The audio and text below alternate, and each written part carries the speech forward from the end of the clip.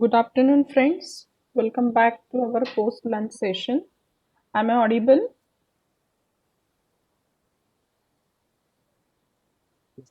Yes, ma'am. Okay. So, we will start with our post lunch session, for which we have with us respected Dr. Mangala Hirvade, Madam.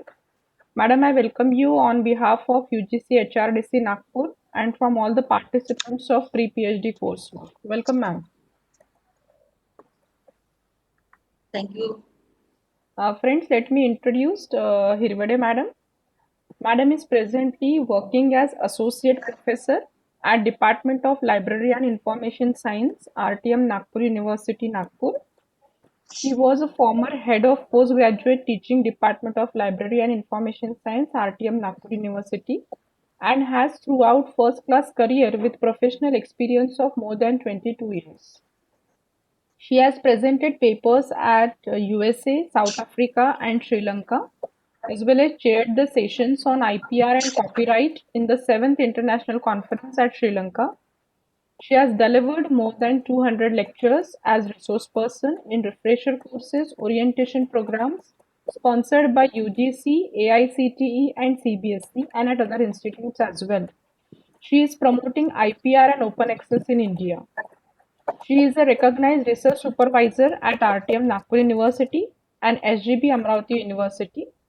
Till date, under her able guidance, 17 students have been awarded PhD degree. She has guided 34 MPhil dissertations and 60 Master of Library Science dissertations as well. She has published more than 130 research papers of national and international repute.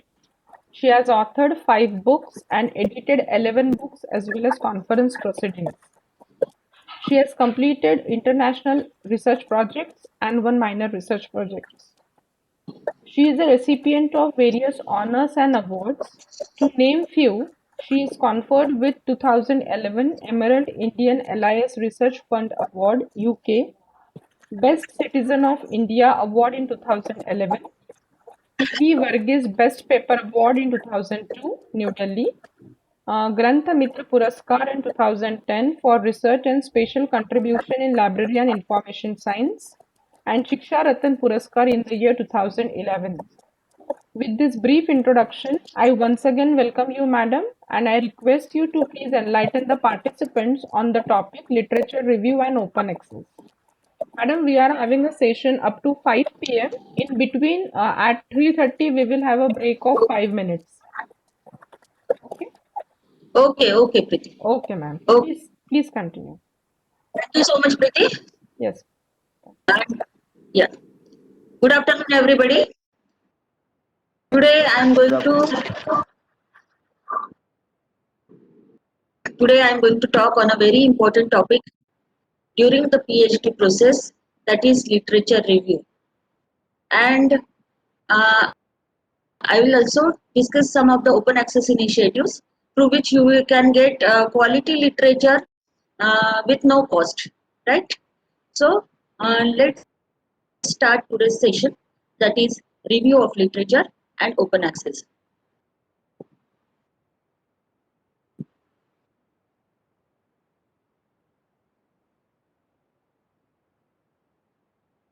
Literature review and open access.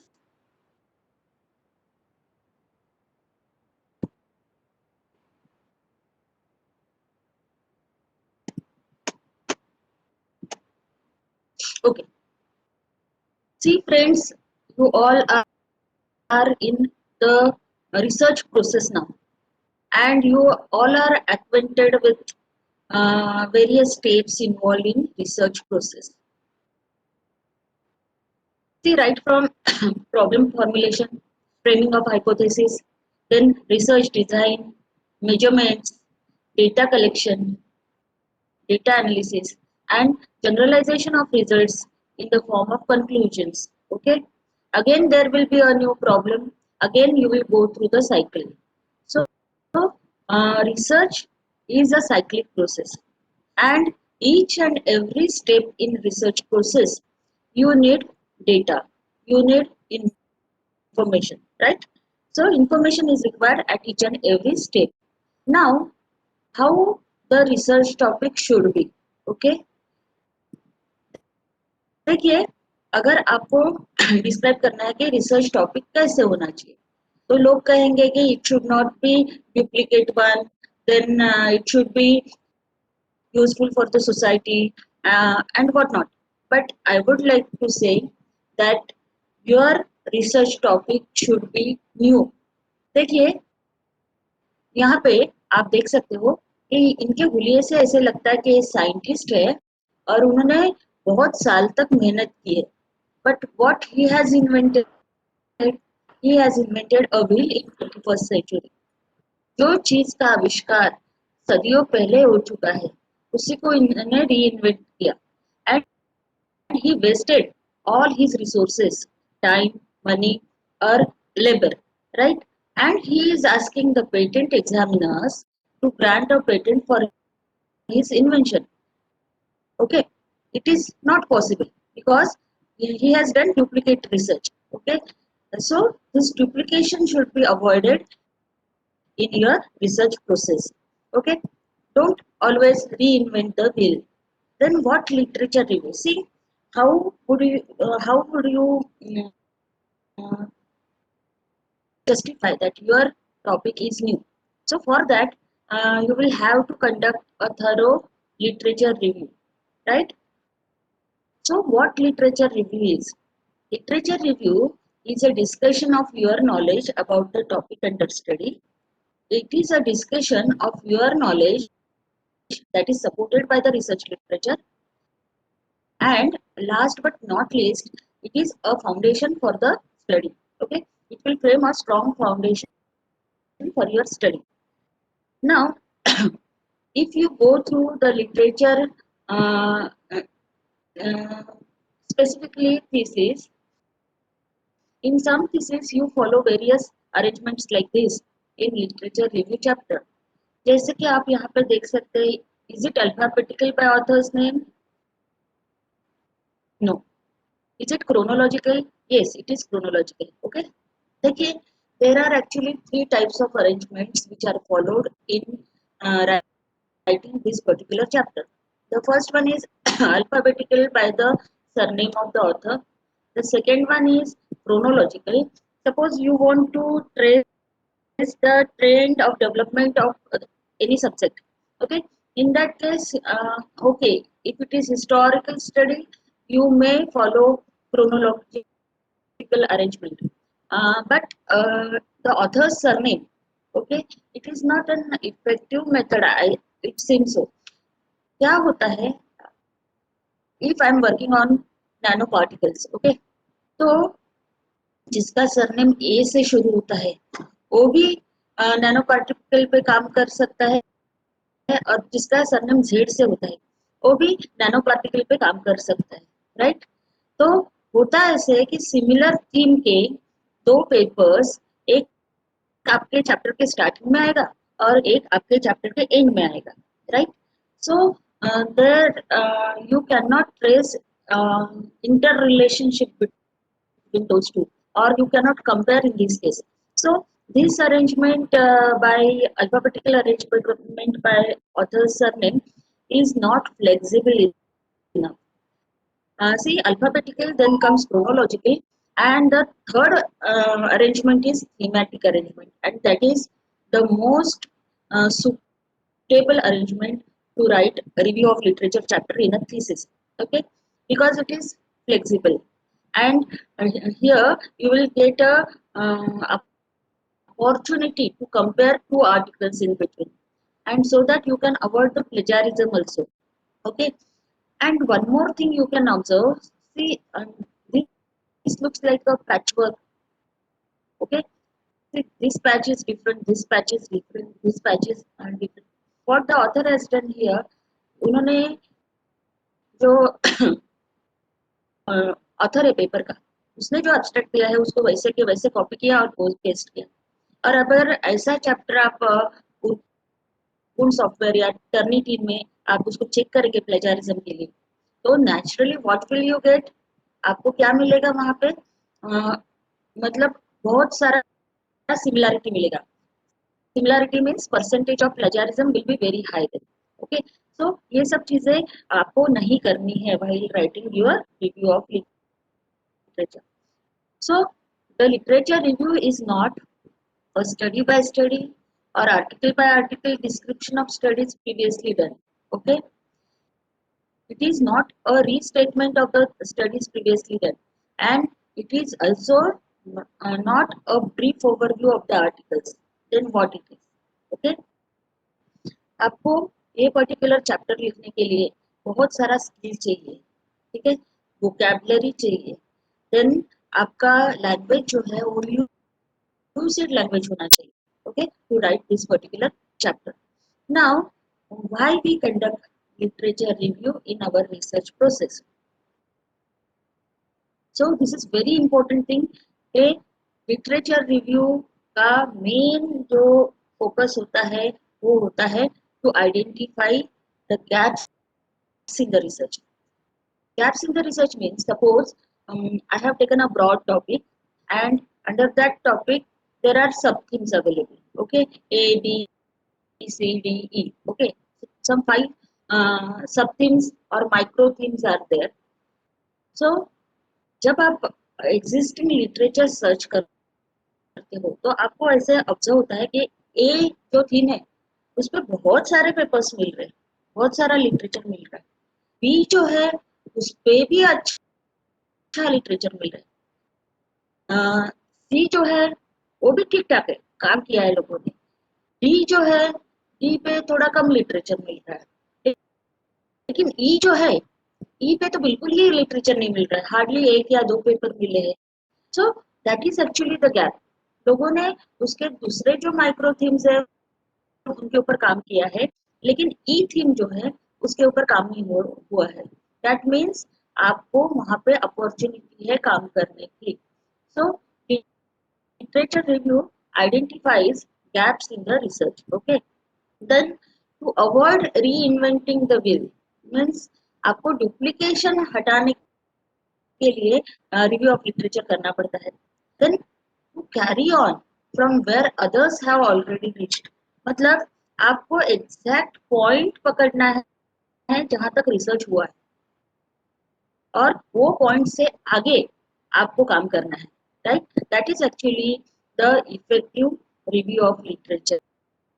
Okay, then by going through the literature you can also identify other people working on the same field. It will also be used for increasing your knowledge about that particular micro theme, right. Then किसी के opposing views है क्या इस पे ये भी पता चलता है, कुछ क्रिटिसिज्म हुआ है क्या ये टॉपिक पे, ये भी आपको रिव्यू ऑफ लिटरेचर में पता चलता है. ओके, दूसरों ने कौन से रिसर्च मेथड्स यूज किए हैं रिसर्च के लिए, फिर स्टैटिस्टिकल टेस्ट कौन से यूज किए हैं लोगों ने ना टू प्रूव द हाइपोथेसिस. तो ये सब चीजें आपको रिव्यू ऑफ लिटरेचर बताता है. Okay, and last but not least, ये रिव्यू ऑफ लिटरेचर आपके स्टडी को जस्टिफाई करता है that it is a new study, right. That is why review of literature is very important in research process. अभी देखिए good literature review जो होता है, अच्छा लिटरेचर रिव्यू लिखने के लिए आपको सोर्सेस कौन से यूज करने हैं ना, इंफॉर्मेशन सोर्सेस. देखिए कुछ लोग केवल गूगल पे डिपेंड रहते हैं, राइट. गूगल पे आपको एट रैंडम कुछ पेपर्स मिलते हैं, आप उसको डाउनलोड करते हो. ओके, लेकिन एक्चुअली देखा जाए टेक्निकली तो रिव्यू ऑफ लिटरेचर के लिए आपके सब्जेक्ट में जो भी इंडेक्सिंग और एब्स्ट्रैक्टिंग सर्विसेज है उनका स्टडी होना और उनको कंसल्ट करना ज़्यादा इम्पोर्टेंट होता है. For example Indian science abstract, chemical abstract, physics abstract, library and information science abstracting service. तो ऐसे हर विषय में एब्स्ट्रैक्टिंग और इंडेक्सिंग सर्विसेज होती, तो वो आपको ढूंढना है. क्योंकि क्या होता है, जैसे इंडियन साइंस एब्स्ट्रैक्ट सर्विस जो है पहले वो प्रिंटेड फॉर्म में आती थी, now it is available online. Okay, her science college library उसको परचेस करती है। अभी ये इंडियन साइंस एब्स्ट्रैक्ट जो होता है उसमें इंडिया में 1965 से जितने भी जर्नल्स पब्लिश होते हैं in the domain of science, okay, तो उसमें जितने भी पेपर्स पब्लिश हुए हैं और उसके बिब्लियोग्राफिक डिटेल्स और एब्स्ट्रैक्ट्स आपको एक जगह मिल जाते हैं। सो आपने आपका कीवर्ड डाला कि उतने सारे पेपर्स आपको एक जगह मिलते हैं, and that too very authentic and reputed journals papers, right. So आपको अच्छा लिटरेचर रिव्यू लिखने के लिए नॉलेज होना चाहिए इंडेक्सिंग एंड एब्स्ट्रैक्टिंग सर्विसेज आपके इसमें कौन से। Then ability to conduct exhaustive bibliographic searches. देखिए जैसे गूगल में आप रैंडमली कीवर्ड दे देते हो, आपने गूगल के इंस्ट्रक्शन पेज पढ़े हैं क्या कि वो बाय डिफॉल्ट कौन सा बुलियन लॉजिक लेता है, और लेता है, एंड लेता है ना।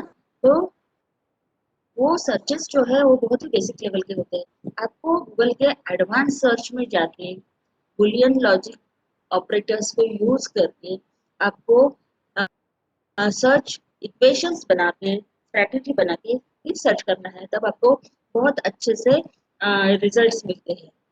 It is not only with the Google database, लेकिन जो भी आपके सब्जेक्ट डेटाबेसेस है तो उसमें भी आपको एडवांस सर्चेस करके के टेक्निक्स जो है वो पता होना बहुत जरूरी है, ठीक है। तीसरी सबसे महत्वपूर्ण चीज जो लगती है वो होती है ability to organise the collected data meaningfully. अभी देखिए यहाँ पे डेटा ऑर्गेनाइज करना that too meaningfully is a very difficult task. देखिए throughout your process that is the 5 years 6 years आप क्या करते हो, आप लिटरेचर ढूंढते ही रहते हो आपके टॉपिक के ऊपर। होता है ऐसे कि एक पेपर मिला, हमने उसको सेव किया, पेन ड्राइव में, राइट, या आपके डेस्कटॉप पे की मेमोरी में सेव किया। तो होता है ऐसे कि व्हेन यू सी और रीड द पेपर ऑनलाइन, तो वहाँ पे एक यूआरएल आता है जिसकी आपको जरूरत पड़ती है, क्यों, तो रेफरेंस देने के लिए, right.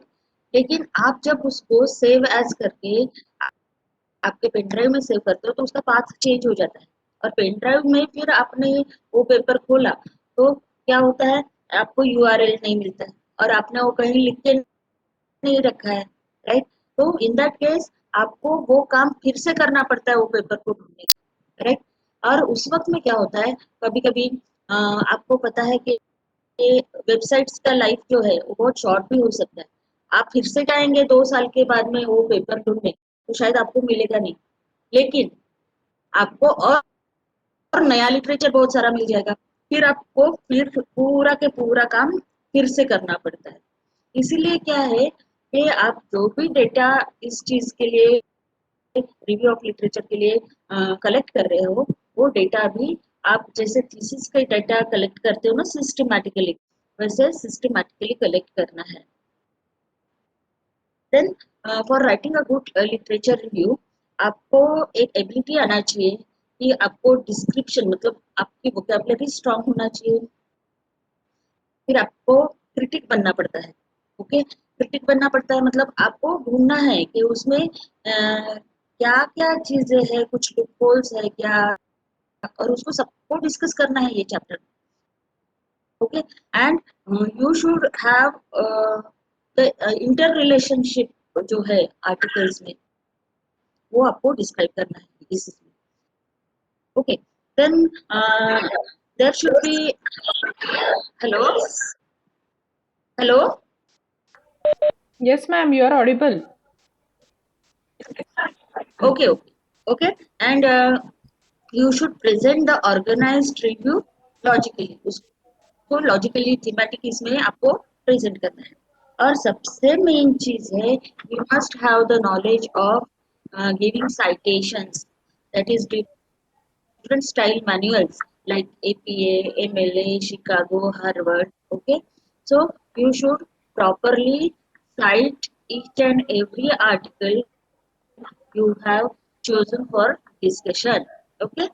Now we will go ahead how to write, actually how to organize the literature. So it should be organized in tree-like format. Tree-like format. Okay. Here you can see tree means this is the main stem. Okay. Then branches, then sub branches. Okay. In this way, you should form a skeleton of things. Okay. And you should go from general to specific. From general to specific in each of the theme. Okay. So you should organize the literature in tree shape, in tree diagram. Okay. For example, here I have taken one topic that is home visits. So the sub branches of this particular topic are homeschool communication, then academic achievement, then parent involvement. And suppose if you want to uh, divide these also into subtopic, you can do that. Okay. Then comes barriers to parent involvement, and then fourth one is volunteerism. Okay. तो इस प्रकार से आपको skeleton बनाना है things का सबसे पहली चीज, राइट। और उसके बाद में आपको ये रिव्यू ऑफ लिटरेचर पे काम करना शुरू करना है। अभी देखिए, जैसे कि मैं आपको बताती हूँ, ये सिस्टमेटिक ऑर्गेनाइज करने के लिए आपको सिस्टमेटिक वे में डेटा कलेक्ट करना है।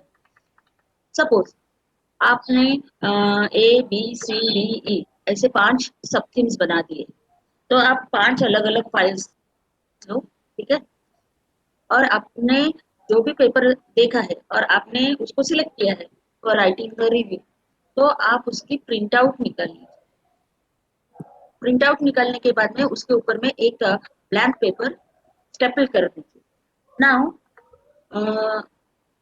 you write all the bibliographic information about that particular paper, ठीक है। बिब्लियोग्राफिक इंफॉर्मेशन मीन्स आपको रेफरेंस देने के लिए जो जो इंफॉर्मेशन लगती है, जैसे title of the paper, author, publisher, कब पब्लिश हुआ, कौन से जर्नल में पब्लिश हुआ, वॉल्यूम नंबर क्या है, कौन से पेज तक आया, तो ये पूरी इंफॉर्मेशन आप लिखिए पहले।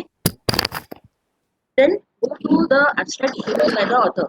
आप उसको पूरा पढ़िए, वो जो एब्स्ट्रैक्ट है उसको आप पूरा पढ़िए, और पूरा पढ़ने के बाद में don't take it as it is. Okay, आप क्या कीजिए, उसमें से पॉइंट्स निकालिए, इंपॉर्टेंट पॉइंट्स, कीवर्ड्स। ओके, ये है। Then go through the paper. देखिए, बच्चों का एक कमजोरी होता है, तो पूरा पेपर पढ़ते ही नहीं है।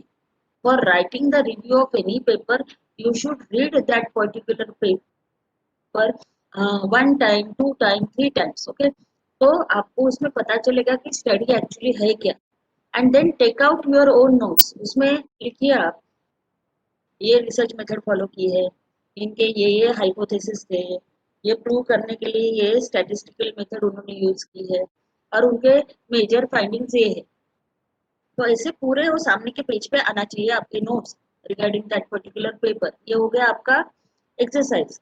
अभी आपने खुद के नोट्स निकाले, वो पेपर अभी आपको देखना है। हाँ, ये ए थीम में जाएगा, तो स्केच पेन से उसके ऊपर में लिख दीजिए ए, और वो पेपर डाल दीजिए ए की फाइल में, राइट। तो इतना सिस्टमैटिक स्टडी अगर आप करोगे तो ही आपका लिटरेचर रिव्यू अच्छा बनेगा, और आप प्लेजरिज्म के चार्जेस से बच जाओगे, राइट। अभी देखिए, अगर एक पेपर है जो ए को भी रिलेट करता है, सी को भी रिलेट करता है, मैंने 5 सब टॉपिक्स लिए, A B C D E, तो एक पेपर ऐसा मिला मुझे जो एक ए को भी कवर कर रहा है, सी टॉपिक को भी कवर कर रहा है। तो आप लिखिए ए एंड सी, मतलब उस पेपर को आपको ए सेक्शन में भी डिस्कस करना है और सी सेक्शन में भी डिस्कस करना है, राइट। तो ये हो गया आपका सिस्टमेटिक डेटा कलेक्शन। अभी आपके पास में 5 फाइल्स बन गई है along with the notes of each paper. Okay, अलग अलग फाइल। नाउ अभी आपको बैठ के वो चैप्टर लिखना है। तो टेक्निकली स्पीकिंग, ये जो पर्टिकुलर चैप्टर होता है लिटरेचर रिव्यू, इसके 4 सेक्शंस होते हैं। पहला सेक्शन होता है इंट्रोडक्शन, दूसरा होता है body of review of literature, ठीक है। तीसरा होता है समरी, और चौथा होता है रेफरेंसेस। तो ये 4 सेक्शंस में ये पर्टिकुलर चैप्टर लिखा जाता है। अभी इंट्रोडक्शन से शुरुआत करते हैं। इंट्रोडक्शन में आपको क्या देना है? देखिए, इंट्रोडक्शन में आपको एक सिंगल पैराग्राफ में, ठीक है, आपको देना है आपकी स्टडी का पर्पस क्या है, ठीक है। देन आपका टॉपिक के बारे में इंट्रोड्यूस करना है थोड़ा सा, आपका रिसर्च प्रॉब्लम क्या है थोड़ा डिस्कस करना है, ठीक है। उसके बाद में आपको एक चीज लिखना है, that is after brief introduction of the subject. उसके बाद में आपको लिखना है how many articles you are going to discuss in this particular chapter. See, the researcher has selected 110 the most relevant sources for discussion in this chapter, और उसको bold कर दीजिए। क्यों, मैं बताती हूँ। देखिए, आपका ओपन वाइवा होगा बाद में। हमारा एक पर्सनल एक्सपीरियंस है, हम लोग ओपन वाइवा जब कंडक्ट करते हैं तो क्वेश्चंस कैसे आते हैं एग्जामिनर्स की तरफ से, वो मैं आपको समझाना चाहती हूँ। देखिए, ओपन वाइवा में पहले ही बच्चा थोड़ा टेंशन में रहता है। उसमें एक्सटर्नल एग्जामिनर आता है और पूछता है, how many articles you have discussed in your review chapter, okay. तो बच्चा बोलता है एग्जैक्ट नंबर तो पता नहीं उसको, बोलेगा 70-80 असतील, मे बी 70-80, 70 और 80 आपने ही किया है ना काम। तो वहां पे एक क्या आता है, डर पैदा हो जाता है रिसर्चर के मन में। क्यों? अभी लिखिए ना, 110 papers have been discussed in this particular chapter, वो 110 को बोल्ड कर दीजिए, है ना। Then from where you have collected, ठीक है, वो ज्यादा इंपॉर्टेंट होता है। If you are writing that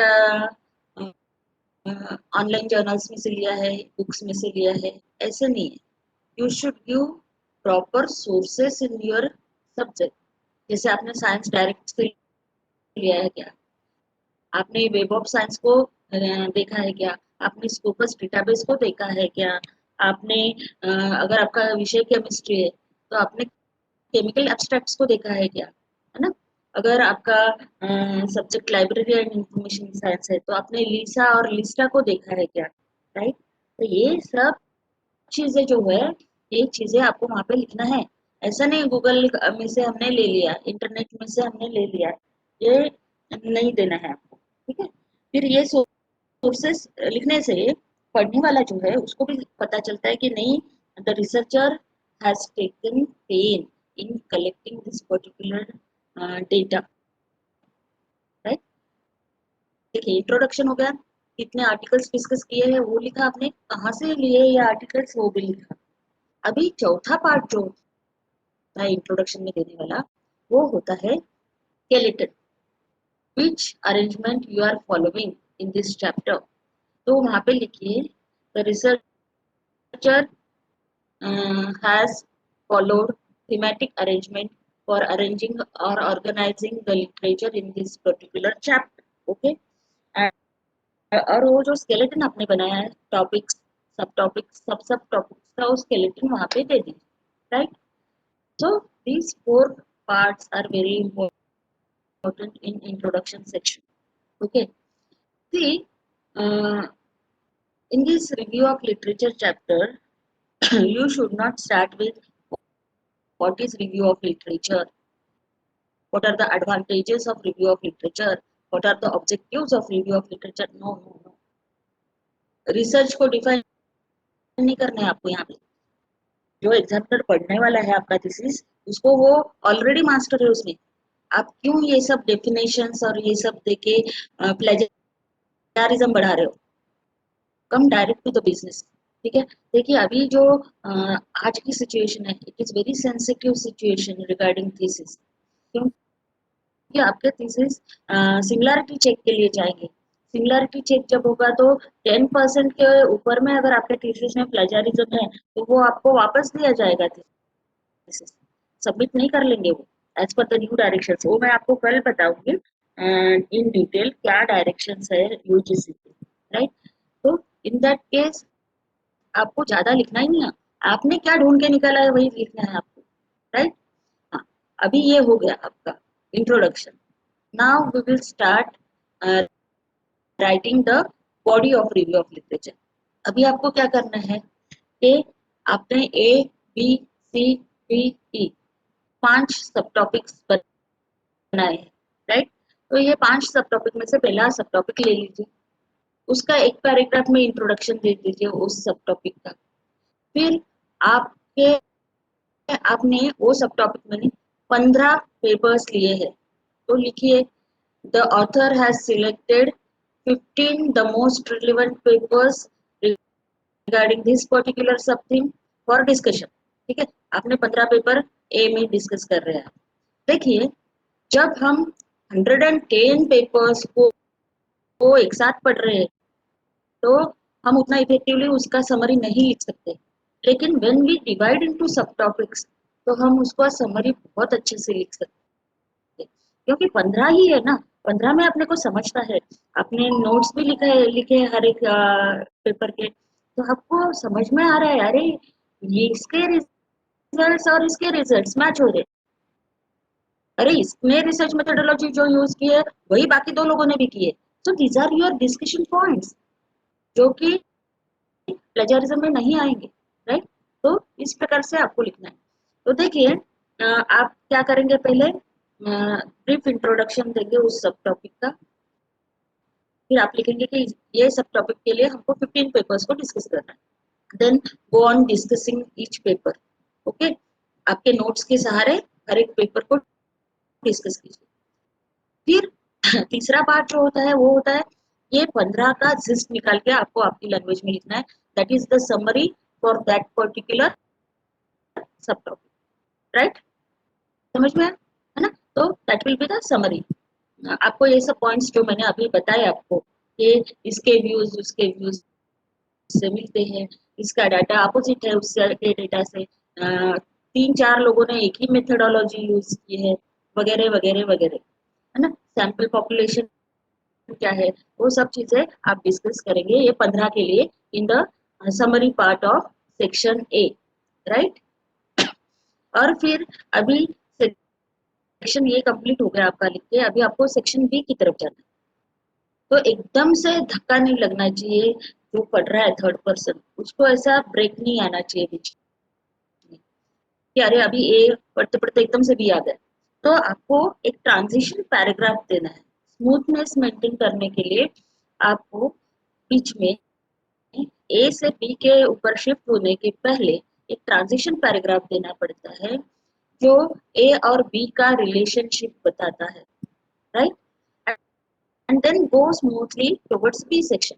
अभी बी सब थीम आपने लिया, फिर उसका इंट्रोडक्शन दो। सपोज बी सब थीम में you have chosen 10 papers, okay. वो 10 पेपर्स के नोट्स आपके पास में फाइल में रेडी है, तो आप उसको ये कीजिए, डिस्कस कीजिए। Then go for the summary of this 10 papers, that will be the summary for section B, and then again go for transition paragraph to go smoothly on C. Like that it should be written technically, okay। तो इस प्रकार से आप काम करोगे तो आपका review of literature जो चैप्टर है वो ही एक अच्छा सोर्स ऑफ सब्जेक्ट बन जाएगा, और आप उसको पेपर फॉर्म में भी इजीली पब्लिश कर पाओगे रिव्यू स्टडी के हिसाब से, राइट। तो इस प्रकार से सब सेक्शंस आपके हो जाएंगे। होने के बाद में ये पूरे 110 पेपर्स जो है उसका एग्जिस्ट यानी summary for the whole chapter आपको लिखना है तीसरे सेक्शन में, that is the summary part.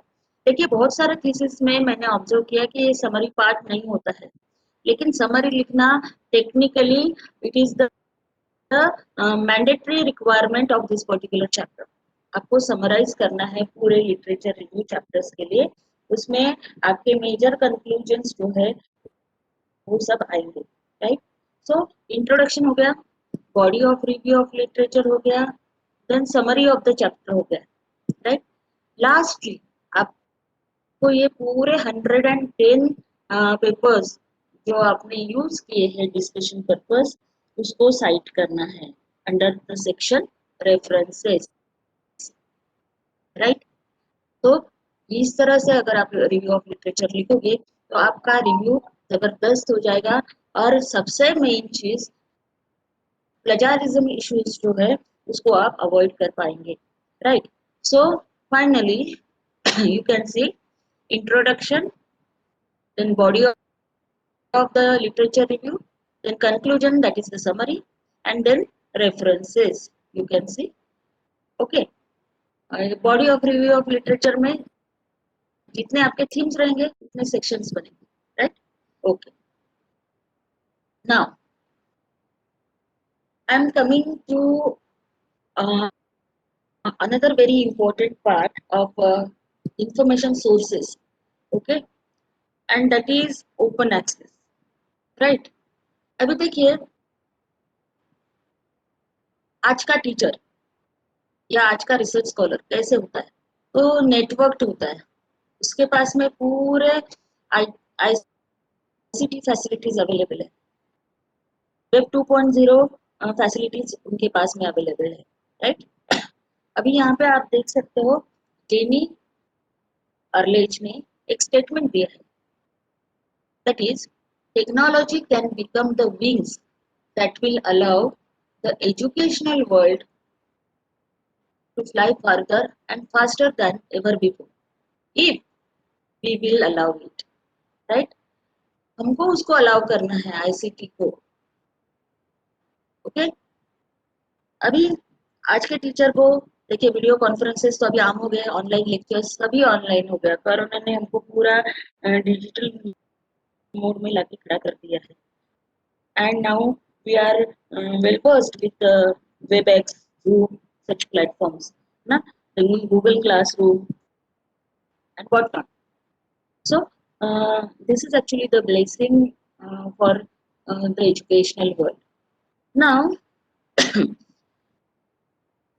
there is one major part of literature available under open access on the web. What do you mean by open access? Open access literature means the literature which is available on the web. You can access that literature free of cost in full text, okay, in full text, and there is no cost for using that particular literature, and there are no copyright issues in open access.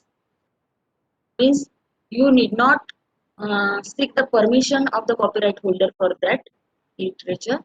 The only thing is, if you are using that literature, then use in small quantity, okay, use very small portions with proper attributions, proper citations, right, that is only the requirement. So under open access you will get so many journals, so many books, okay, free of cost. But only thing is you must know the specific resources for that particular literature.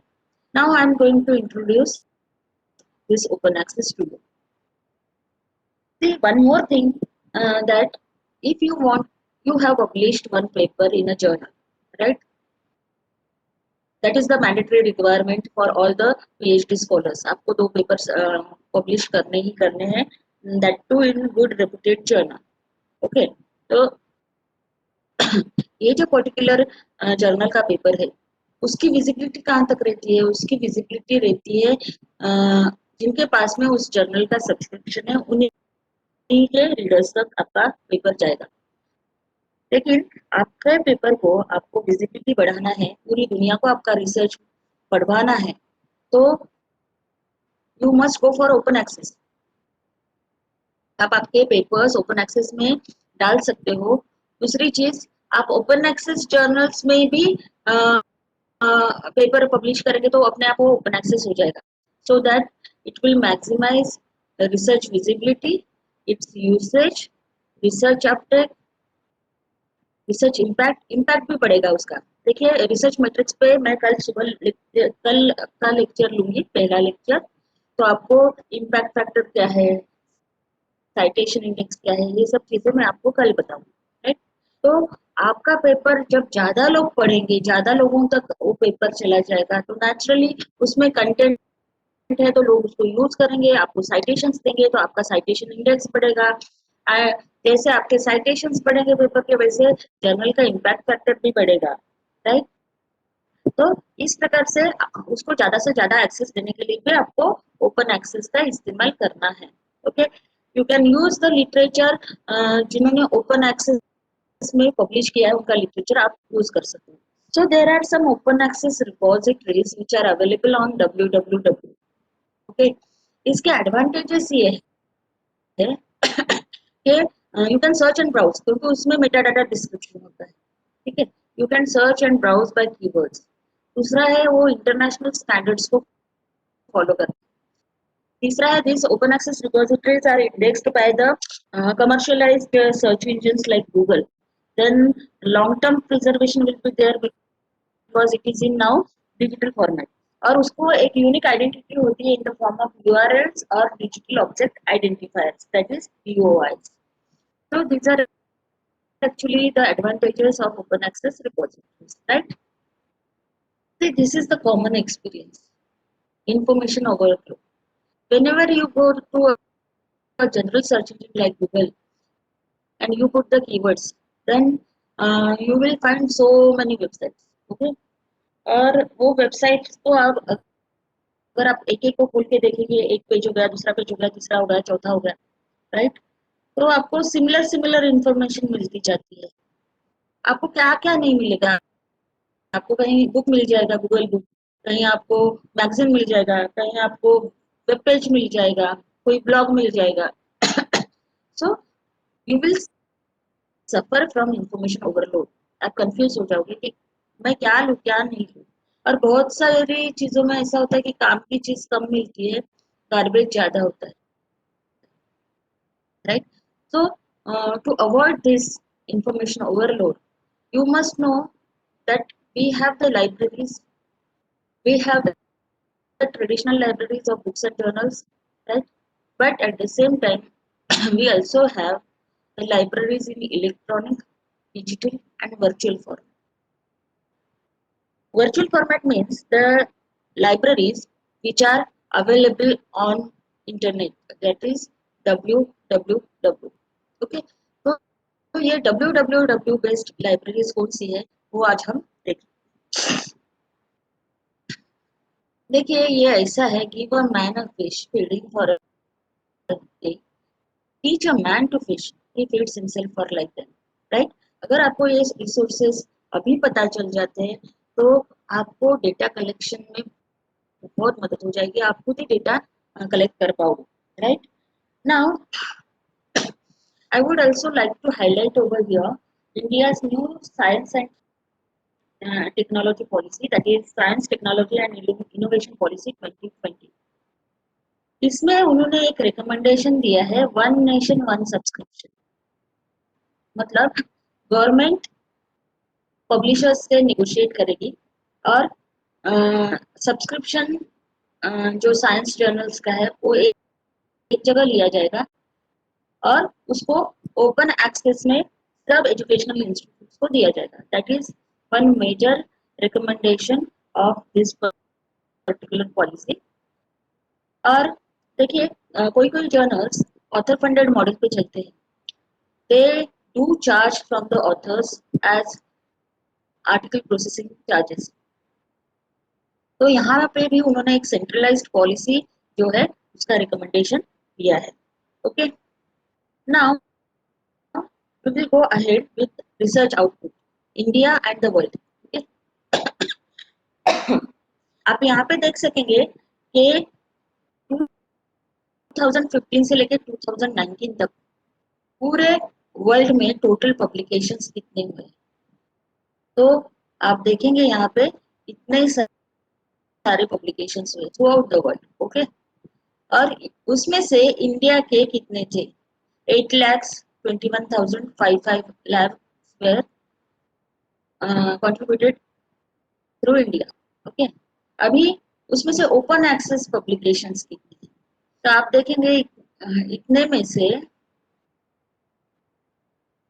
इतने open access में है और India के 8 lakhs में से you can see over here इतने जो है वो ओपन एक्सेस में।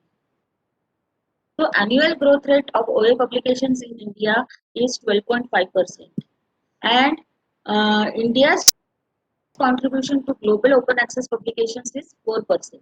Right? So this is a very new thing. Now I am coming to open access resources. I would like to introduce you each and every resource, okay, which is useful for you.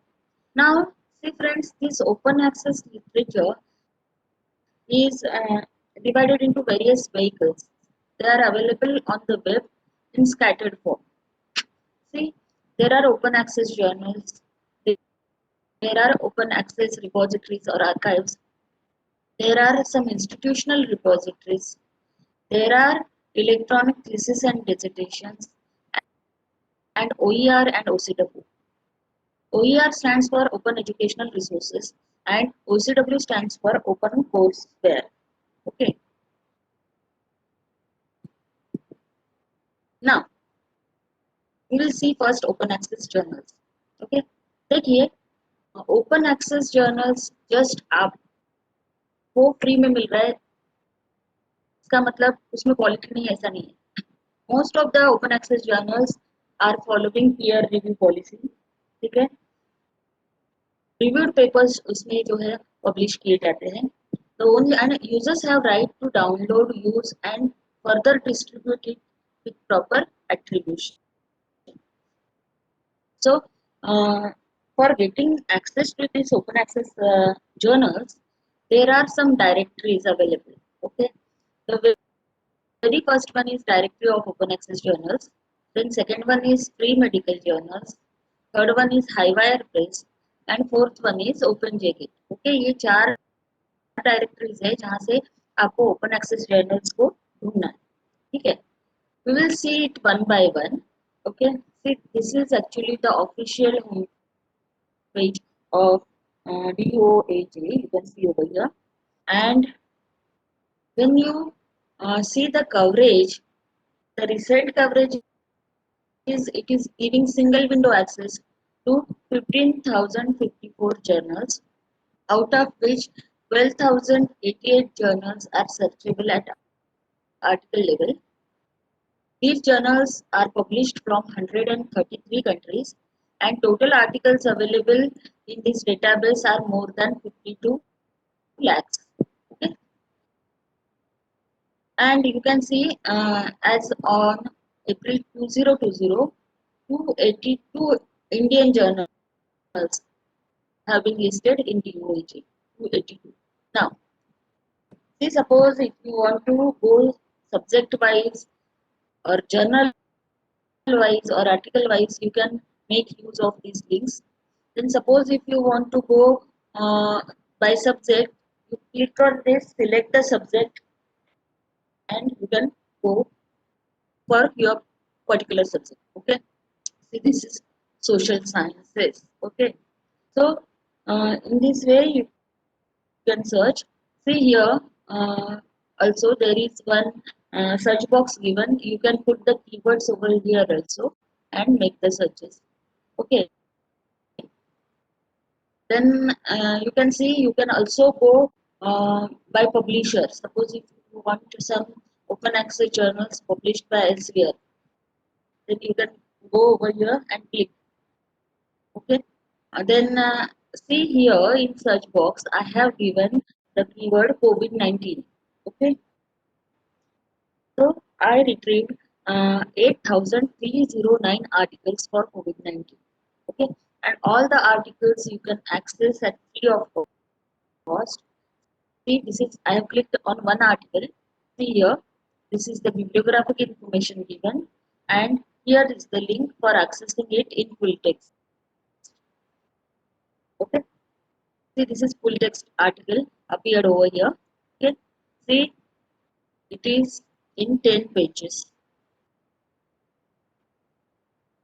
Right, so in this way, and one more thing, you can download these articles, you can take print of these articles, you can consult, you can borrow them the material from this article, but with proper attribution, proper citation. Okay. Then second source is Highwire. Okay. See here you can see uh, free access for developing economies. ये इतने सारे journals का free access देते हैं for developing economy. Click on this one. So you will get access to this particular journal, that is Advances in Nutrition. You can see, and this is the table of content for July 2020 volume, and you can click on any of the paper and see 7-page article. It appears on the screen. Okay. So Highwire Press is the second one, DOAG is the first one, Highwire Press is second one. Third one is for science people, medicine people. You can see free medical journals are there. Okay. These are various topics given, and it is giving access to 5088 journals. Okay, from this single window. Uh, and impact factor is also given for these journals. See, these are the journals with impact factor greater than 2. Okay, then greater than 5. And there is one more concept in this open access, that is, suppose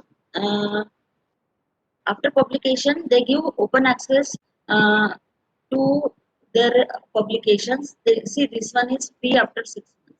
मतलब 6 महीने के बाद में आप उसको open access के द्वारा इस्तेमाल कर सकते हो. वो 6 महीने वो उसको एक्सेस नहीं देते. तो इन सम केसेस ये एम्बार्गो period is उसको कहते हैं. This embargo period will also be there. Okay. Now there is one more open JGate.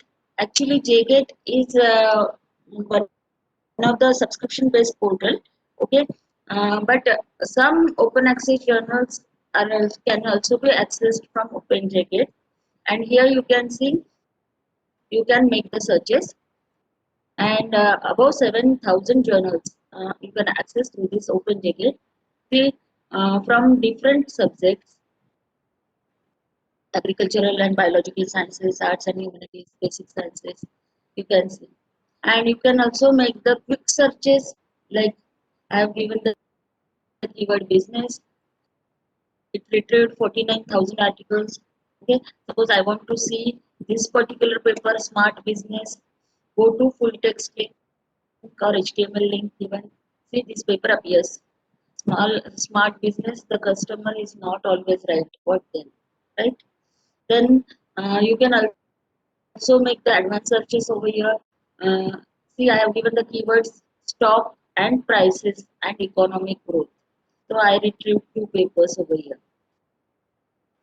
Right? So in this way you can make searches.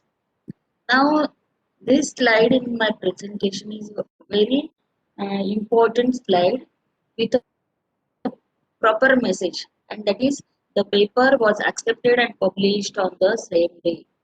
देखिए, this is actually the advantage of e-journals. So friends, go for e-journal publications. देखिए, इससे आपको, and that to open access में भी आप करेंगे तो visibility और ऑटोमेटिकली आपके रिसर्च को मिल जाएगी. लेकिन इनका अर्ली पब्लिशिंग साइट्स होते हैं जो बड़े बड़े पब्लिशर्स है. सपोज आपका पेपर एक्सेप्ट हुआ है जुलाई 2021 के लिए, लेकिन उसका जो अर्ली साइट में वो लोग उसको पब्लिश कर देते हैं ताकि जो बाकी रिसर्चर्स काम कर रहे हैं उनको उसके रिजल्ट्स तुरंत मिले. राइट? अभी देखिए, the paper was accepted and published on the same day. उसमें इतने मतलब क्या बोलते हैं उसको, बहुत ही यूजफुल फाइंडिंग्स थे. तो रिव्यूअर्स और एडिटर्स ने सोचा कि इसको आज ही हम विजिबल कर देते हैं बाकी रिसर्चर्स के लिए. देखिए, when you go for E journals, okay, तो मैंने 2006 में ई जर्नल में पेपर लिखना शुरू किया. तो I tried with this daily magazine. Okay, it is published from USA.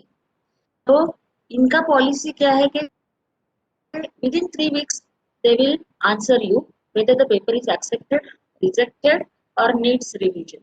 Okay, that is their policy. और एक चीज आपको बता देती हूँ कि ये जर्नल्स की एक फ्रीक्वेंसी होती है फॉर पब्लिशिंग। कुछ जर्नल्स होते हैं वो क्वार्टरली होते हैं, यानी उसके क्वार्टरली यानी 4 इश्यूज निकलेंगे एक साल में, राइट।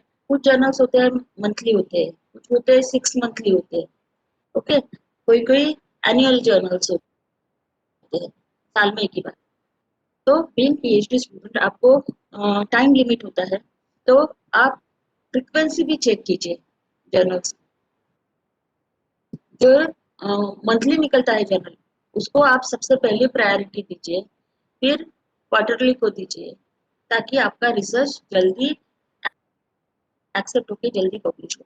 देखिए ये पर्टिकुलर इसमें मुझे 3 हफ्तों के अंदर आंसर आया, your paper is accepted, and दूसरे महीने के 15 को मिडनाइट में वो अपलोड हो गया this online journal. See here you can see e-content awards, okay,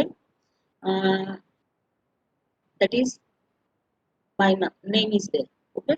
so इस प्रकार से आपको विजिबिलिटी मिलती है, क्विक पब्लिकेशंस होते हैं, क्वालिटी भी मेंटेन होती है, राइट। अभी देखिए मैं आपको एक उदाहरण बताना चाहूंगी कि अगर आपका पेपर ओपन एक्सेस में अवेलेबल है और लोगों को रीच आउट हो रहा है, तो क्या एडवांटेजेस है। देखिए ये एल्सवियर का एक जर्नल है, the international information and library review. It is subscription based journal, ठीक है। तो ये पर्टिकुलर जर्नल में मेरा एक पेपर पब्लिश हुआ था ऑन गवर्नमेंट पोर्टल्स, इंडिया के गवर्नमेंट पोर्टल्स जो है and their service, okay. And that was accessible through science direct. और साइंस डायरेक्ट से वो एक्सेसिबल होने की वजह से वो काफी रीच आउट होने के बाद में this was actually the paper, okay. उसके बाद में मुझे एक अपॉर्चुनिटी मिली, you can see university at Albany, state university of New York. यहाँ से मुझे एक ईमेल आया कि ये पर्टिकुलर पेपर हमने पढ़ा आपका, और हम एक encyclopedia of cyber behaviour publish करने जा रहे हैं आईजीआई ग्लोबल के थ्रू। तो you please write a case study of Indian government portals and submit it to us, we would like to publish it in our encyclopedia. तो मैंने 25 pages में वो बनाया पेपर और वो दिया। It was published in encyclopedia of cyber behaviour, right? So in this way, when you make your own identity and you go on publishing in open access on the web, तो आपको बहुत सारी opportunities अपने आप चलकर आती है, okay. जैसे कि मैंने आपको कहा कि 282 Indian journals are available under open access through DOHA. तो उसमें देखिए Indian academy of sciences, India के जितने भी आर&डी सेंटर्स है, देखिए 2005 में हमारे देश में एक knowledge commission, national knowledge commission बैठा था, एनकेसी, जिसके अध्यक्ष थे सैम पिट्रोडा, ठीक है। तो उन्होंने एक रिकमेंडेशन दी थी कि all the government funded research should be made accessible to public immediately. तो जो भी गवर्नमेंट फंडेड रिसर्च होता था, जैसे इंडियन अकेडमी ऑफ साइंसेस है, तो उनके कुछ जर्नल्स उनके द्वारा पब्लिश होते हैं, तो उनको ओपन एक्सेस करने का रिकमेंडेशन था, और वो सब जर्नल्स अभी ओपन एक्सेस में अवेलेबल है। सीएसआईआर के journals, Indian academy of sciences के, देन इंसा के, ओके, डीआरडीओ के, ये सब जर्नल्स जो है वो अवेलेबल है अंडर ओपन एक्सेस। एक है मेड इन, ये भी पब्लिशर जो है उनके जर्नल्स अवेलेबल है। मेडनो मेडनो 122 इंडियन जर्नल्स जो मेडनो पब्लिश करता है, these are available under open access. Now this is about actually the journals, okay। Now we will talk about digital library projects. आपको जर्नल्स के साथ साथ बुक्स की भी आवश्यकता होती है, so there are so many important digital library projects going on, okay, throughout the world. The very first project I would like to introduce here is 1 million book project. देखिए, ये जो 1 million book project था, it was led by Carnegie Mellon University School of Computer Science and University Libraries, and it was aimed to digitize 1 million books by 2007. Okay, and working with government and research partners in India and China. ठीक है, और इनके जो mega centres है, 22 scanning centres were operating in India, including 4 mega centers. Then 18 centers are running in China, including one mega center जो है US में. Okay, तो ये बहुत बड़ा प्रोजेक्ट था to digitise the books. Okay, और under this project they have created one digital library that is called as the Universal Digital Library. You can search and browse this library and you can download the books. See, for viewing the books, you will need this particular software, okay, or TIFF image reader. और आप जब भी ये library use करेंगे, you either download this or this, okay, and then search the library. So this is the advanced search option given over here, and you can select the subject, language, title, author, country, and you can search. See, under subject there are some subjects defined over here. Go to any one. Okay, in this way you will get the list of the books. Okay, and if you click on any one, it will open like this, and this is the tip reader. Click over here, that book will open, right? So how many books are available? They have scanned and they have given the access to those books. So if we analyze subject wise, you can see, just go through the screen.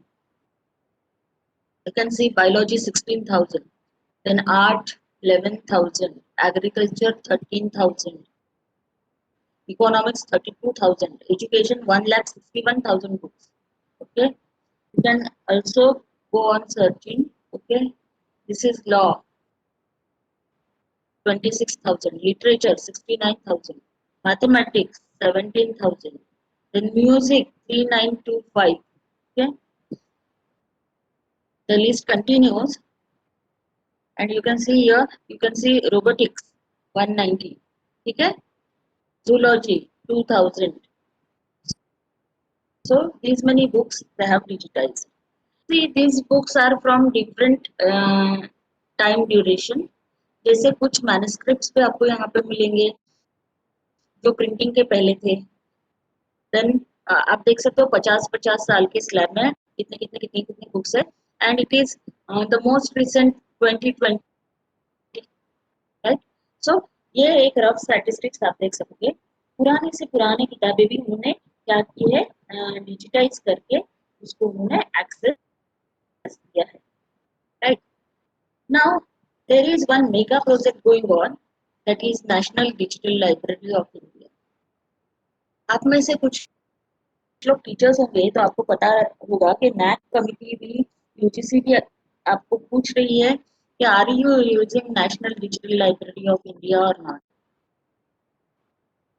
इनका aim क्या है? National digital library of India का नाम है, aim है one library all of India. तो पूरे India के लिए एकमेव लाइब्रेरी. ओके, यहाँ पे लॉगिन होना पड़ता है आपको. फ्रॉम केजी टू पीजी आपको सब कुछ यहाँ पे मिल जाएगा, ऐसा उनका दावा है. ठीक है, और अलग अलग आप देखेंगे, science, technology, engineering, humanities, literature. फिर उन्होंने ये स्पेशल स्टार्ट किया था विद कोविड-19 रिसर्च रिपोजिटरी. तो कोविड-19 को जब मैंने देखना चाहा तो यहाँ पे स्कॉलरली पब्लिकेशंस है, डेटा सेट्स है, डॉक्यूमेंट्स और वीडियोस है, जर्नल्स, कॉन्फ्रेंस पेपर्स है, innovative ideas and funding agencies के भी उन्होंने दिए हैं. जैसे मैंने इसको क्लिक किया तो सबसे पहले तो मुझे मेंबर लॉगिन आया, इसमें मैंने लॉगिन किया। It is free of cost, just for registration purpose. और ये पूरी खुल गई कोविड-19 की रिसर्च रिपोजिटरी। और उन्होंने देखिए ऑर्गेनाइजेशन वाइज इनको अरेंज किया है। Suppose I want to see John Hopkins, okay, see उनका ये डैशबोर्ड आ गया कोविड-19 का। Then this is video lecture, direct message, donate plasma, okay.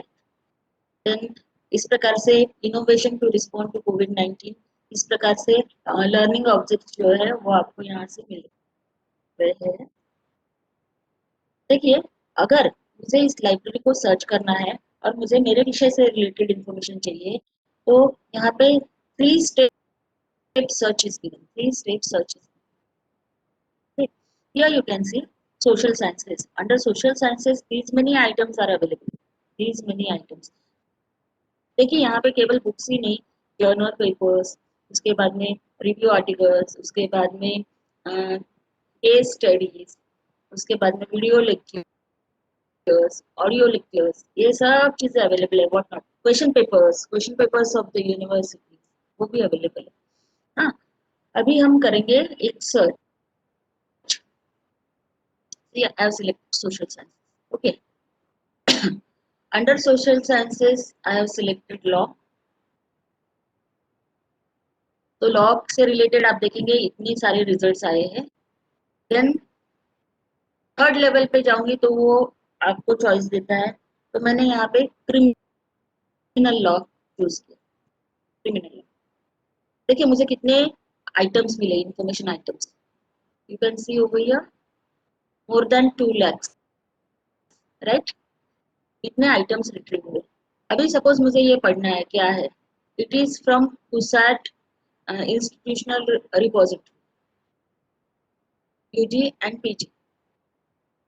तो मैं इसको क्लिक करती हूँ तो ये आ गया। ये ओरिजिनल सोर्स है, वो डिजिटल लाइब्रेरी एट कुसैट। और यहाँ पे आप देखेंगे, अगर इसको व्यू में करूंगी तो this is a question paper, right. Criminal law पे एक क्वेश्चन पेपर यहाँ पे रिट्रीव हुआ है। नाउ ये जो 2 लाख से ज्यादा आइटम्स रिट्रीव हुए, उसमें आर्टिकल्स कितने हैं, 525। बुक्स कितने हैं, 4204। जर्नल्स कितने हैं, 3 जर्नल्स है, एक करस्पॉन्डेंस है। लॉ एक्ट्स कितने हैं, मोर देन 27,000। लॉ जजमेंट्स कितने हैं, 1,69,000। Media article 3, question paper 11 and recognition है 1, राइट। तो इस प्रकार से अलग अलग टाइप की इंफॉर्मेशन आप अपने सब्जेक्ट पे national digital library of India से निकाल सकते हैं, राइट। नाउ जैसे DOAJ इज फॉर जर्नल, वैसे DOAB नाम की एक साइट है, उसमें भी ओपन एक्सेस बुक्स को सिंगल विंडो एक्सेस किया है। एंड द रिसेंट कवरेज आप देख सकते हो, 29,689 academic peer reviewed books from 390 publishers आपको यहाँ से मिलेगी। You just give here the keyword, जैसे मैंने क्रिमिनल लॉ शब्द दिया, क्रिमिनल एंड लॉ, तो मुझे इसमें 8 बुक्स मिले, 8 बुक्स, ओके। ये पहला जो बुक है, terrorism, criminal law and politics, इसको मैं क्लिक करती हूँ तो देखिए 300 पेजेस का बुक है, which you can download. You can take the printouts of this book. This is available at open access. ऐसे अराउंड 30,000 बुक्स आपको DOAB से मिलते हैं, right. So you can also search for this particular line. Then digital सांस्कृतिक संपदा पुस्तकालय। Friends मैं आपको एक बताना चाहूंगी, जैसे यूनिवर्सल डिजिटल लाइब्रेरी जो सबसे पहले लाइब्रेरी हमने देखी, जिसमें मोर देन 8 लाख बुक्स आपको मिलते हैं जिसका एक्सेस। तो वो लाइब्रेरीज कुछ ऐसे पर्टिकुलर रिसर्च के लिए काम आती है। जैसे ये PhD कोर्स वर्क का ही एक क्लास था और वहाँ पे ऑफलाइन क्लास था वो। वहाँ पे एक लेडी थी, उसका टॉपिक कुछ माइथोलॉजी रिलेटेड था, जैसे कि गणपति को हाथी का सर है, तो इसके पीछे एक कहानी है, राइट। जैसे हम होलिका दहन करते हैं, उसके पीछे एक स्टोरी है। तो इस प्रकार के उसके कुछ रिसर्च क्वेश्चंस थे, और वो माइथोलॉजिकल स्टोरीज का कंपाइलेशन कर रही थी। तो उसका एक रिसर्च क्वेश्चन था कि भारत में शादी होने के बाद में हिंदू धर्म में मंगलसूत्र पहनना जाता है, राइट। तो उसके पीछे की कहानी उसको ढूंढनी थी, उसको नहीं मिल रही थी उनका। तो उसने मुझे पूछा, तो मैंने कहा कि देखो, पुराने से पुराना लिटरेचर आपको ये लाइब्रेरी में मिलेगा, आप यहाँ पे सर्च करो, ठीक है। तो वो लेक्चर हो गया, सब हो गया, मैं भूल भी गई उस चीज को, लेकिन उन्होंने मुझे रिंग किया कुछ महीनों के बाद में, मैडम मुझे वो मिल गया, thank you for suggesting the source of information. तो ऐसे कुछ अलग अलग रिक्वायरमेंट्स रहते हैं लोगों के, राइट। तो ये सब जो लाइब्रेरीज है वो उसको सपोर्ट करते हैं। There is one more library, that is cultural heritage digital library, digital सांस्कृतिक संपदा पुस्तकालय, ठीक है। तो ये पर्टिकुलर लाइब्रेरी जो हिंदी स्पोकन स्टेट्स है भारत में, जैसे कि राजस्थान, मध्य प्रदेश, यूपी, छत्तीसगढ़, तो ये सब स्टेट्स का पूरा पारंपरिक साहित्य, महाकाव्य, लोक साहित्य आपको एक जगह देती है, राइट। जैसे यहाँ पे आपको बुद्ध की कहानियां, सिंहासन बत्तीसी, हितोपदेश, पंचतंत्र, ये सब मिलेंगे, ठीक है। जैसे ये देखिए, ये सिंहासन बत्तीसी शुरू हो गया, तो आप पूरा सिंहासन बत्तीसी यहाँ से पढ़ सकते हो। जैसे राजस्थान के बारे में चाहिए, भौगोलिक आर्थिक परिप्रेक्ष्य, पूरा लेखा स्रोत, जैन साहित्य, राजस्थान एक परिचय, यहाँ कुछ उनके इमेजेस भी है, डिजिटल इमेजेस, जैसे इस प्रकार से यू कैन सी। और इसमें राजस्थानी लोक संस्कृति है ना? लोक भजन, नृत्य गीत, ओके। तो जैसे यहाँ पे मैंने बुद्ध की कहानियां को क्लिक किया, तो देखिए, Buddhist fables, Buddhist classics, then life and legends of Buddha, ठीक है। तो इस प्रकार से आपको स्टोरीज मिलती है। तो ये सब लाइब्रेरी इनिशिएटिव्स जो है वो है। There is one more Buddha Bodha Indological research institute, यहाँ से आपको कुछ मैन्युस्क्रिप्ट्स का एक्सेस मिलता है, और कुछ इंडोलॉजिकल कलेक्शन जो है वो आपको यहाँ से मिलता है। इनकी डिजिटल लाइब्रेरी में आप जाएंगे तो यहाँ पे देखिए, the Vedic manuscript collections of Joglekar, Kodlekar and Samba Dikshita families of Gokarna आपको मिलेगा यहाँ पे। देखिए, ये लाइब्रेरीज को जब आप सर्च करेंगे तो सर्च बॉक्सेस आएंगे, और यहाँ पे लिस्ट ऑफ बुक्स कैटलॉग आएगा। कोई भी एक को आप क्लिक करेंगे तो किताब इस तरह से खुल जाती है। देखिए, 268 पेजेस की एक किताब है, and you can see it is तंत्र लोका ऑफ अभिनव गुप्ता। ये श्लोक शुरू हो गए संस्कृत भाषा में। और आप ये वैदिक कलेक्शन देखना चाहते हैं गोकर्णा का, तो एंटर ओवर हियर। और जोगलेकर फैमिली का देखना है आपको, click on this, click on any one, okay. देखिए, ये 20 पेजेस का एक मैन्युस्क्रिप्ट यहाँ पे आ गया है, ठीक है, नॉर्थ कर्नाटका का। और ये पूरे 20 पेजेस यहाँ पे खुल रहे हैं। तो it is actually manuscript, okay, see this. Now India का एक नेशनल मिशन है, जिसे हम नेशनल मिशन फॉर मैन्युस्क्रिप्ट कहते हैं। तो ये मिशन के द्वारा उन्होंने क्या किया कि इंडिया में जहां जहां मैन्युस्क्रिप्ट्स है उसको उसको पहले लोकेट किया। मैन्युस्क्रिप्ट्स देखो, जैसे पर्सनल कलेक्शन में होती है, यूनिवर्सिटी लाइब्रेरीज में होती है, मंदिर और मठों में होती है, ठीक है। वो सबको ट्रेस करके उन्होंने एक डेटाबेस बनाया है, उसका बिब्लियोग्राफिकल डेटाबेस है। डिजिटाइजेशन काम धीरे धीरे शुरू होगा, लेकिन बिब्लियोग्राफिकल डेटाबेस जो है वो तैयार है। एंड वो डेटाबेस का नाम दिया उन्होंने भारतीय कृति संपदा, Bharatiya Kriti Sampada. And you can access this particular database. जैसे आप देखेंगे कि ये टाइटल है मैन्युस्क्रिप्ट का, संस्कृत भाषा में है, देवनागरी स्क्रिप्ट में है, ये उसका सब्जेक्ट है और वो कहाँ पे अवेलेबल है?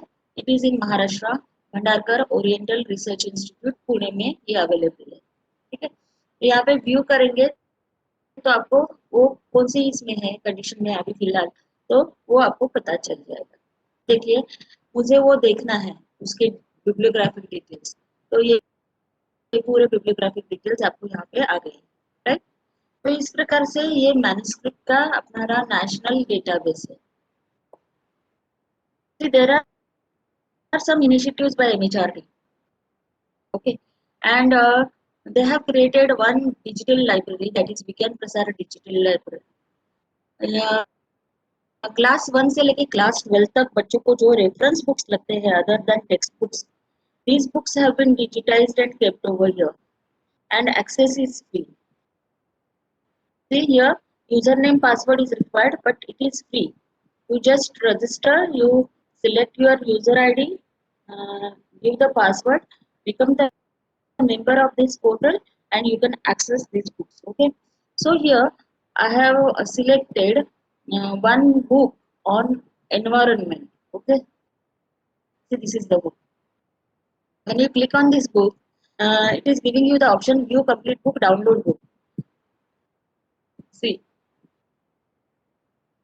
this is the book of 155 pages, and it is unique book required for school libraries. Okay, so in this way, see, these are the content pages. So it is very useful for school going children. You can Prasar Digital Library. Then there is one more, that is International Children's Digital Library. Okay. See here you can see it is a very it is amazing library for kids. Okay. And they have given friendly options over here. See, click on this read books, तो आपको एक classification आता है। जैसे छोटे बच्चों की इच्छा है आज मैं रेड कवर का किताब भी पढ़ूंगा, तो we can go by this classification. Here age wise classification, here size wise classification, then recently added books, award winning books. Okay, then here you can see some characters used books, है? तो इस प्रकार से आप इसको search कर सकते हैं, राइट। देखिए इसमें से मैंने एक किताब यहाँ पे निकाली हूँ, that is Elinda who danced in the sky. It's a okay, okay, read this book. तो ये बुक ओपन हो जाता है और बच्चा आराम से एक एक पेज पढ़ता है। So all the friendly options given over here, right? So this is also a very important library for children. Then there is one more library, Story Place. इसमें इंग्लिश और स्पेनिश भाषा में आपको कहानी बताई जाती है by using all multimedia techniques. इसमें ग्राफिक्स है, ओके, एनिमेशन है, टेक्स्ट है, ऑडियो है, वीडियो है, और बच्चे को इन्वॉल्व करके स्टोरी बताई जाती है। That is the story place.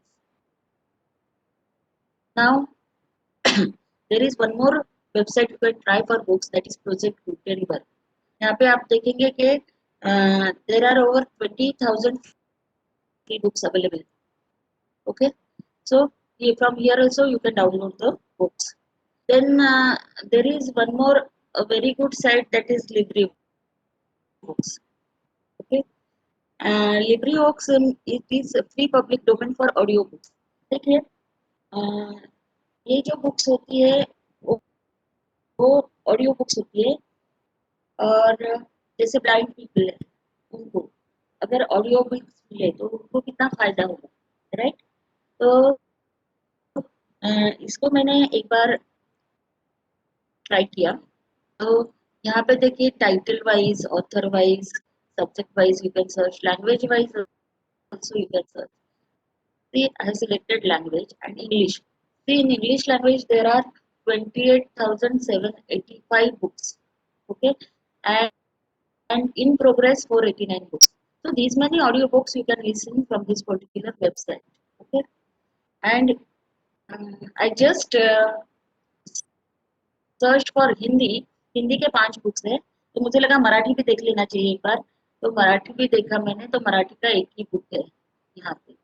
When you click on that, तो देखिए ये वो बुक है, download option is given over here, मानवी अधिकाराचा जागतिक जाहीरनामा। ठीक है, तो इस प्रकार से आप डाउनलोड कर सकते हो ऑडियो बुक्स। इसमें क्लासिफिकेशन भी दिया है एडवांस सर्च में, लाइक आपको फिक्शंस पढ़ने हैं, फैंटास्टिक फिक्शंस पढ़ने हैं,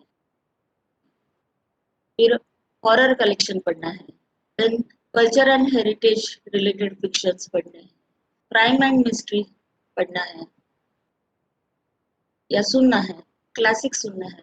तो इस प्रकार से उन्होंने क्लासिफिकेशन भी दिया है, children's non fiction, science related, action and adventure.